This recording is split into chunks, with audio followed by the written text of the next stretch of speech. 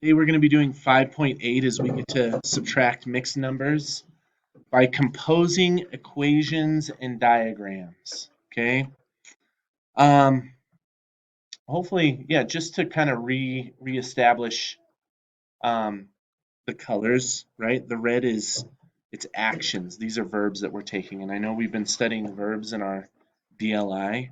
So these are action verbs that we're taking. We're going to subtract and compose. By compose, I mean we're going to create or write out. It's like writing, basically. So we're going to be writing out or creating equations and diagrams. We're starting to really kind of elevate our thought processes with fractions today in that we're subtracting. And not only are we subtracting, yep, there's a possibility that we could be borrowing again a little bit. So prepare yourself for that, okay? So when we look at why are we doing this, once again, we're building our life skill, we're understanding parts to a whole, we're developing our number sense. I think another idea that I want to include here is that we are also, um, back to this idea about place value. And I think number sense and place value kind of go together. So understanding that there's a place value when it comes to mixed numbers. You guys remember, first of all, that mixed numbers are when there is a whole and parts of a whole. So I have this sample problem, something that you might see in the coming days. It's that the art students had 3 2/3 gallons of paint for the school play scenery. They used 2 1/3 gallons. How many gallons were left when they finished? Okay. There's a couple of keys in this number story. Anybody want to elevate these keys in our minds for us? Yes, yes, sir.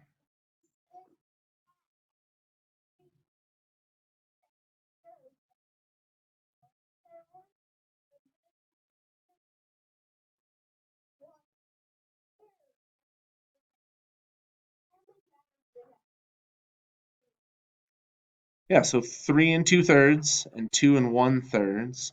And when I see there's some, I guess, ideas here, like they used 2 1/3 of a gallon, right? Which means that they're starting with some and that there's some of it's going away, right? And then when you say how many of whatever were left, that also tells me that we're starting with something and something's going away. And what did you want to say, sir?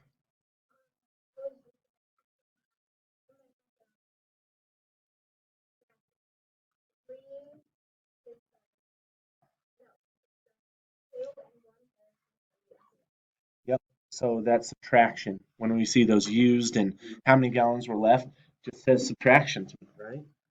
So exactly what we said here is that we'll be starting with 3 2/3 and taking away, sorry, it's not 1, it's actually 2 1/3, right? And subtracting that out. Okay. I guess I like this because what it does is it aligns those place values to me. So in this sense, I see, that there's a place value of fractions or parts of a whole, and that there's a place value of wholes, which is actually the one's place value. Okay. You could do a diagram. We did. Let's start with 3 wholes.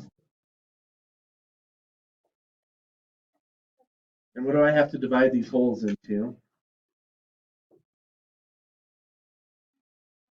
I have to divide all the wholes into thirds, right? But I have 3 wholes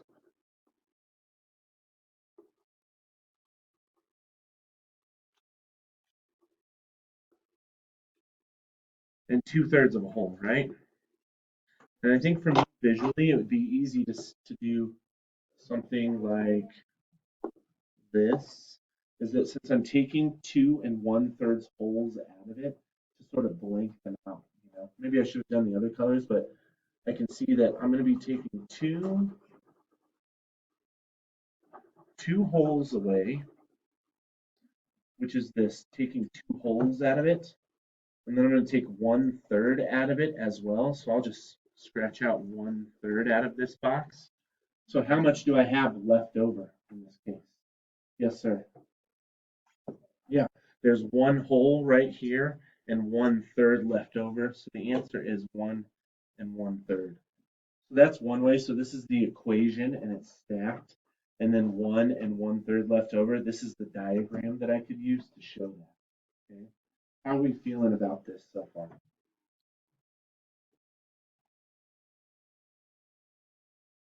Not sure how we feel about it here. Good.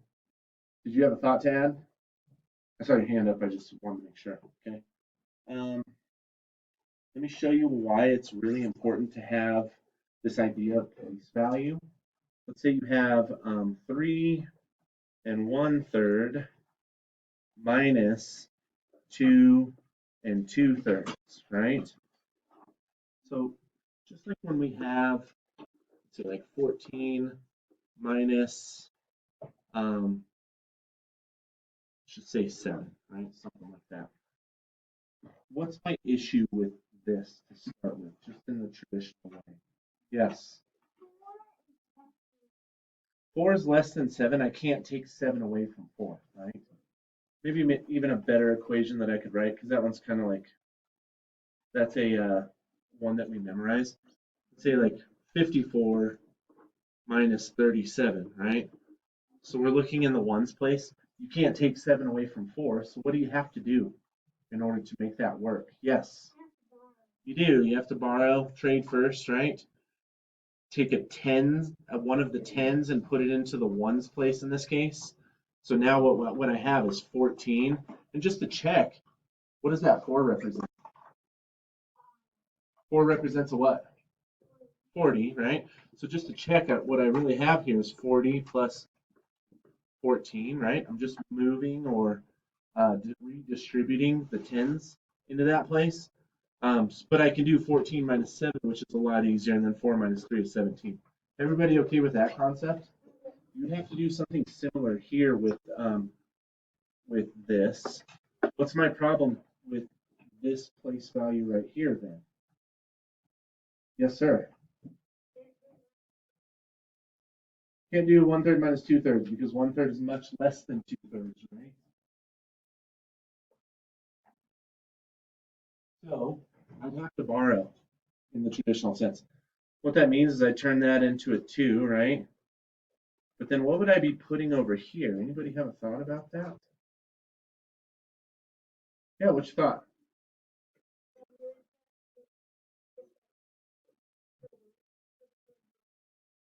Yeah, well, not necessarily just a 1, actually. You're right. I'd be putting a 1, but there's another name for a 1 right here. Yes, sir. And what is that whole? I'd want to do, I'd be moving so that 1 that I'm moving over, instead of just a 1, I'd be putting a 3/3 there. Okay. So now instead of having just 1/3 there, I have 4/3, right? And 2/3 plus 4/3 is the same as saying 3 and 1/3. So that didn't change. Same kind of idea as this, is that I'm just moving a place value over. But now I can do 4/3 minus 2/3 a lot easier, right? 4/3 minus 2/3 is 2/3, and then 2 minus 2 is 0, and that's what you come up with. Okay. I don't think you'll come across any borrowing today, but I just want you to be prepared for that. Okay, because you will soon. So today you're going to work on math journal pages 171. 172 was your math box for the day. You can work into Khan Academy fractions when you're all finished. I'll leave this on the board.